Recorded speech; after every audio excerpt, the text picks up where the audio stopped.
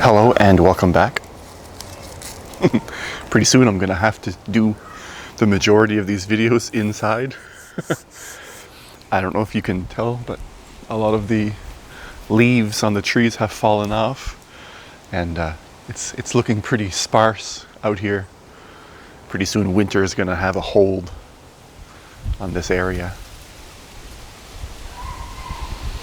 Still very refreshing though, and the sky today is perfect blue.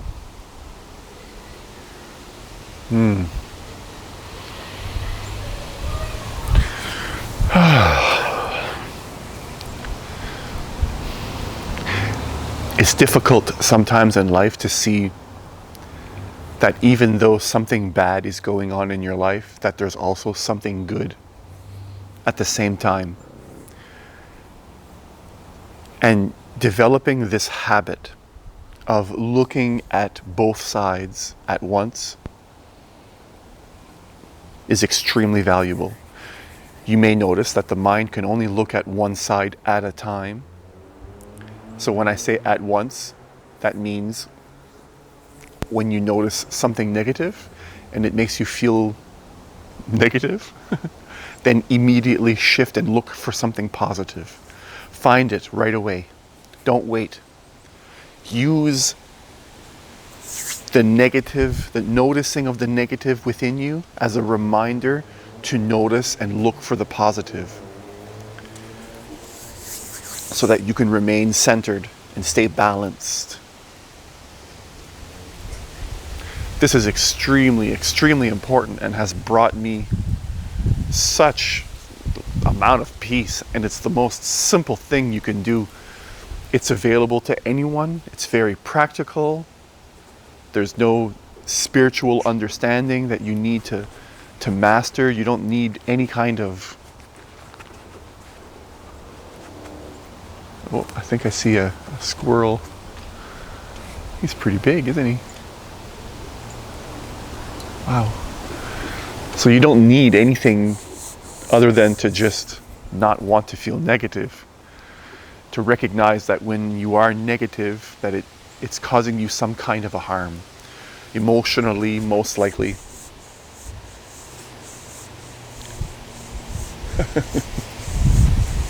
He's huge.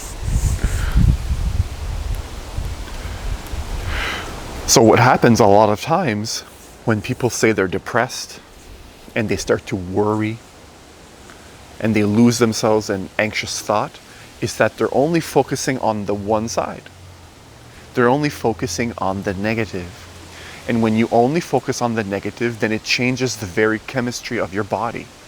And once that chemistry of your body is changed, you're going to feel whatever it makes you, that chemistry makes you feel like. So if it's a chemistry that is inducive to feeling bad, anxious, sick, in disease, then that's how you're going to feel. A lot of people take pills in order to counteract that chemistry. But if you flip the script, I call this, if you flip the script and start looking at positive things in your life, then all of a sudden you change your own chemistry. This is science. This is not anything spiritual. This is simple science. This is simple fact. And you may notice that your mind can look at positive things, but if you already feel negative, you don't feel positive right away. That's because there's a lag. There's a lag, a delay when it comes to the mind and your emotions. It takes a bit of time before you can slow down the momentum and change the chemistry so that it feels right. And eventually, when you realize, like I have, that it's extremely important to find positive as soon as you find negative so that you stay balanced, you'll do it immediately. Like I mentioned at the beginning of the video, the moment you notice a negative thought, you'll balance it with a positive thought. Eventually what happens is that you don't need to balance them after all or at all. That you simply do it with a feeling. It happens automatic. You don't notice your mind finding the positive, even though sometimes you still do that. But it's not always necessary. There's a state of being within you that the chemistry is always right, if you will. And ultimately, this is the whole point of the spiritual journey, really, is to have us centered and to look broader, to open our perspective so that we're not so narrow-minded in our thinking.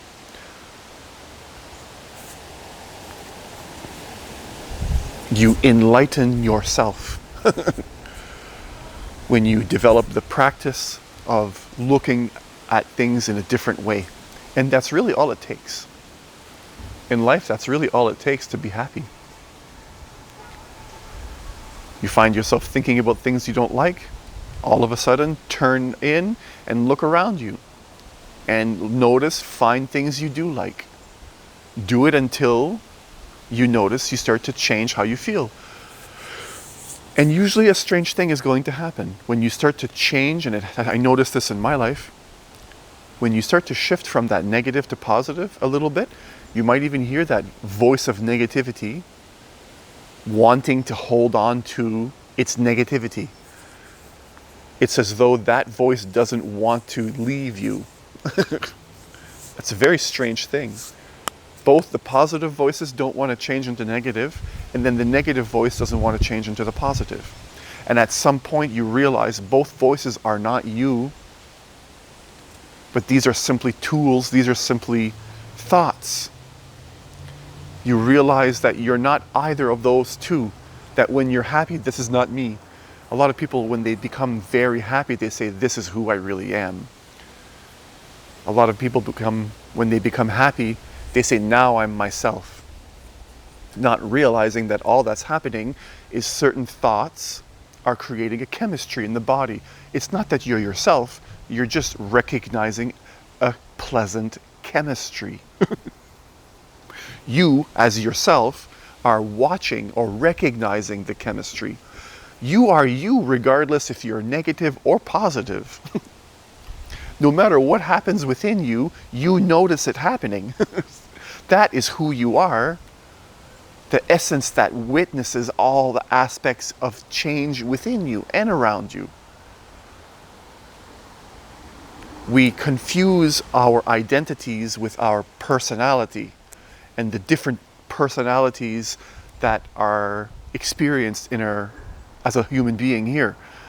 We confuse the one that we like the most as the one who we really are. That we wish we were that one more often, but for some reason we can't be. And that's the whole problem when it comes to depression, anxiety, all negative states of mind, is that it's a misidentification of who you are. At a certain point, when you recognize who you really are, the different changes don't have the ability to mess with your state of centeredness anymore. You can feel angry and still be centered. The chemistry in your body is there's very little change to the chemistry of your body, and any change that you do notice, it isn't compounded by a voice inside of your head that you think is you saying, I don't want this, which intensifies that change in chemistry. These things are taught in school. These are the types of things that you need to learn for yourself by looking inside yourself. You hear all kinds of talk about this is wrong with the world, that is wrong with the world. A lot of spiritual leaders, people in the YouTube community are motivating people right now to act a certain way, to take care of your body, to eat this type of food, but very little are talking about the inside, where it really counts. Because anything you do on the outside, when you are dead, when you are in your deathbed, is really not going to be that big of a deal. But if inside yourself, you're in turmoil when you're on your deathbed and you're stuck with nothing but just your own essence, and if it's a hell inside of you, you haven't taken care of that aspect, then your state of being as you die is not going to be very pleasant. And some people believe that your inner state of being has an effect in your afterlife. That if you don't take care of that inner state of being now, that when you die and you leave this body, that you're going to be free to be dragged, free from the body, dragged by the negative or positive states inside of you. If most of your thoughts inside of you are negative, then as soon as you leave the stability of the human body and you become the essence spirit again, free from the body, then a lot of people believe, some religions believe, that you will go into a hell-like existence. If your inner state of being is not good, then once you leave the body, you're going to be in that hell state. That's what they believe. Is that true? I've seen it to a certain degree. When I was going through my Kundalini awakening, I had a very, very, very powerful vision that showed me clearly when people die, if they go to hell or they go to heaven, it all depends on the self-talk inside of your mind and if you like it or not. If you don't like the self-talk, that negative state pulls you into, and I went there, I actually went there. I laughed, it was hilarious. And then I went to heaven because I seen as well that it was just a nice feeling inside that created a heaven-like vision. It's like a dream. The other side is like a dream. And if you're scared in your dream, it becomes a kind of a hell. If you're not happy in your dream, it becomes a kind of a hell. If you're happy in your dream, it becomes a kind of a heaven. The things that you accomplish in this world, you can't bring with you. But the things you accomplish inside of your being, the work you do in your soul and yourself, does go with you. And that's the real work. And the magic is, the more real work, inner work you do inside of yourself, the more you're able to change the world outside as well. It overflows from the inside of you out. People have it backwards. They try to change the outside world so that the inside world is good. But the inside world needs to be first. And that's what this video is about. So I'll leave you with that. Wherever you are around the world, whatever time it is that you're watching this video, thank you, thank you, thank you. Peace.